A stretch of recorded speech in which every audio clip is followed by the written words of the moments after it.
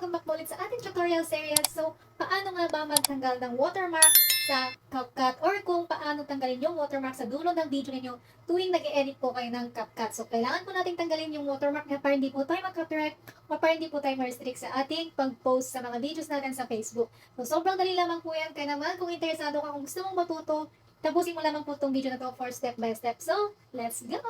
Bali, bubuksan lang po natin itong CapCut natin na ginagamit natin sa pag-edit ng mga videos natin. And guys, ito po yung magiging itsura ng dulo ng video ninyo pag hindi nyo po tinanggal yung watermark niya. So, makikita po yung CapCut. Yan po yung watermark niya. Pwede po kayong ma-restrict or pwede po kayong ma-demonetize sa mga videos ninyo kung may mga watermark. So, punta lang po kayo dito sa may, ayan, yung parang may bilog sa gitna. Dito sa may right side sa pinakataas, i-click nyo lamang po ito.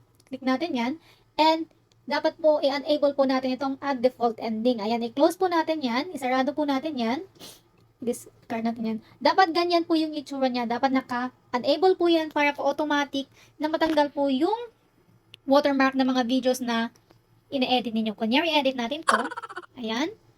Ganyan po yung magiging itsura niya. Matatanggal po automatic yung watermark ng CapCut na ginagamit natin sa pag-edit. So, ganyan lang po kadali magtanggal ng watermark.